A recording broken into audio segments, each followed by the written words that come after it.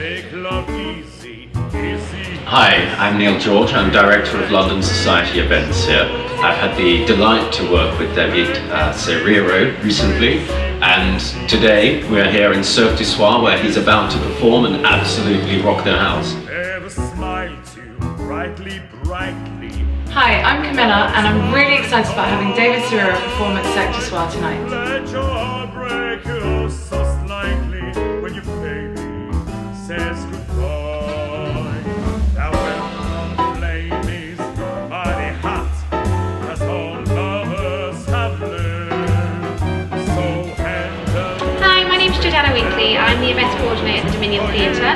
We are very excited to be having David Sererero here performing his showcase, and we would like to wish him all the best.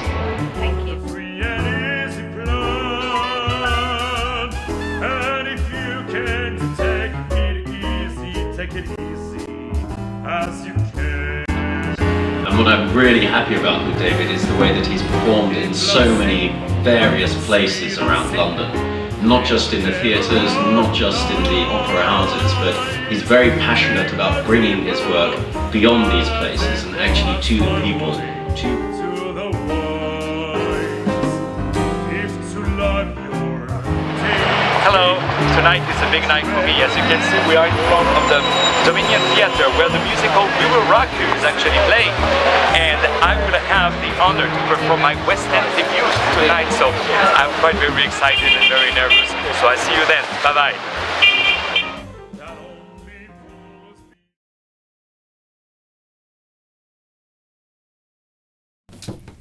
Hi, David. Hi. It's a pleasure having you with us tonight. Pleasure is mine. Can you tell us how you started your opera and musical career? Sure. My name is David Sererero, and I was born in Paris, born and raised in Paris. And I started first to play piano, and then when I was about 15, 16 years old, I had an accident on the roller skate, and I stopped playing piano for just a few weeks. And then I started to sing, and then I became a singer, and I moved to New York where I discovered theater. And then people told me, well, you sing, you act, then why don't you do musicals? Then I say, sure. And then people said, well, you have a voice for opera. And I thought opera was something totally, not appropriate for me. And for our time, and then one evening, I went to see an opera, and that was, for me, the most beautiful thing I've ever seen in my life, And then I said, that's exactly what I want to do. And then I studied 3 years in New York. Then I was able to move 2 years in Russia, in St. Petersburg, where I was first at the conservatory, then at the Mariinsky Theater, because I was hired by Valery Gergiev. And then after, I was able to do some leading roles all over the world. And then after, I moved into concerts. And these last 5 years, I did about over 500 concerts, which is quite a very tough rhythm and tough schedule, I should say. And then everything has been working well since, and the more it goes and the more I sing musicals, and I have a large variety of repertoire.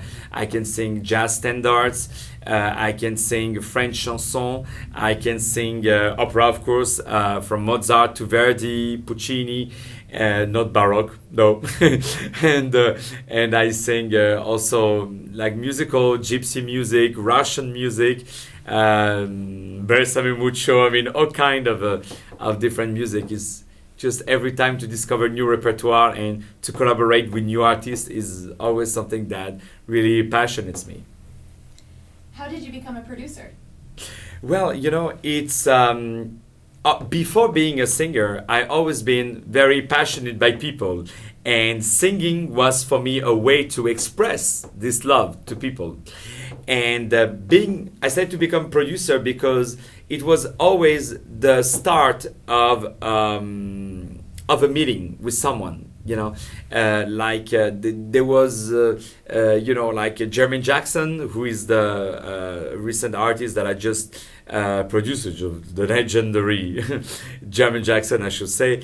And it was just because of our meeting, and I had this idea to write a musical about him and about the Jackson 5, and having him singing some jazz standards. And then I produced and arranged his last album. And it always starts by meeting people. Like when I produce a concert or a festival somewhere, it's always because I had a very strong relationship with someone, and we said, okay, let's go. Let's start to do it. How do you find the audiences in London?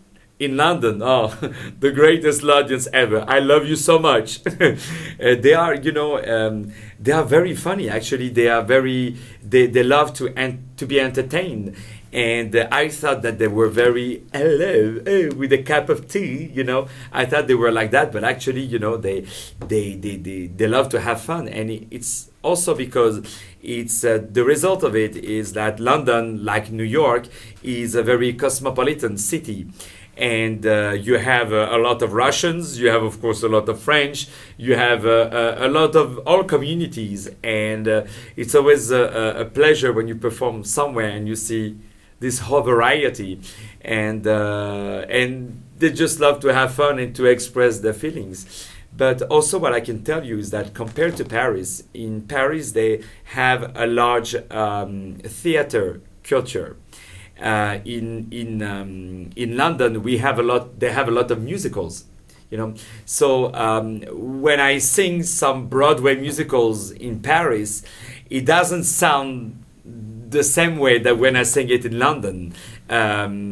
Everybody has heard more or less of My Fair Lady in France, but when you sing it in London, it's like you sing the national anthem. It's not they don't have the same criteria, but at the end, we all have a good time in the audience. Are you excited about your West End debut? Very excited. Very excited.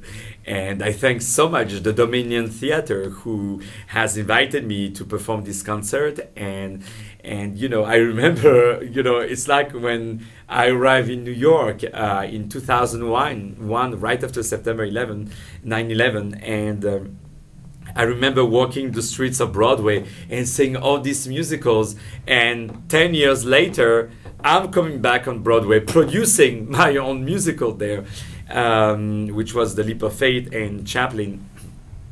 But something happens with West End. I remember just arriving there a few years ago, just auditioning, and now going into this huge theater, doing a concert there. That's really what life is about, full of surprises and of meetings. We heard that you had a crazy week in London. Can you tell us about your week? Yeah, it was really a crazy week. Well, I started to give a concert charity for this Jewish charity in Israel that is called Meir Panim. I gave a concert, a gala concert, and we were able to raise 200,000 pounds to help the people who can just not afford a decent meal or just simply a meal. Then a lot of interviews, then my debut concert. Then I went to perform into a children's hospital in London, and which was an amazing experience. I mean, every time I go to a city, I always go to a hospital for children to perform, because my saying is, if you cannot go to the opera, it's the opera that has to go to you, So I do it in Jerusalem, I do it in America, I do it in Russia, I do it in France, of course. But now it was the turn for London. And also I performed in a nightclub called Le Cirque du Soir, and we did the Phantom of the Opera. So that was a unique experience. But actually, this week in London was actually what I love.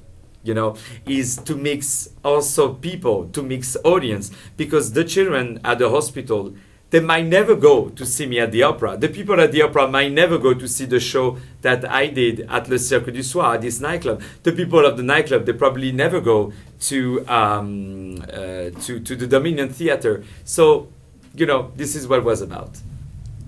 what are you doing next? Next, I'm going back to Paris tonight. Actually, because we're gonna start the rehearsal of a wonderful musical by Duke Ellington. It's a brand new musical. It's called Beggar's Holiday. It was written and first done on Broadway in 1946, but because of ethnical reasons that there was at that time, because on stage there was for the first time white and black people together, then there was constant riots because of it, and the police decided to close the show. And since 1946, that show, that musical, has never been done before. So I was very fortunate to have met Martha Wasserman, who is the widow of Della Wasserman, who wrote Men of La Mancha, and who wrote Cuckoo's Nest, who wrote the libretto with Duke Ellington, who wrote the music of this musical, who gave me, the opportunity to not only to produce it, but to be the lead character of Happy Mac. And this is a wonderful musical. So this will be in November in Paris, and hopefully soon, I hope, in London. And then in January, there is that musical called You Are Not Alone that I wrote, staged, and produced for Jermaine Jackson. And there is also the album coming up, I believe next week, where there is the duet that I recorded with Jermaine on Autumn Leaves, which is originally a French song, so he sings the English version, I sing the French version. And there is also the cast album recording of Beggar's Holiday that also is coming up this week. So very, very excited. That's great. Thank you very much. Thank you. Please come to see me singing, please. I love you all. Thank you so much. Thank you. Really appreciate it. Thank you.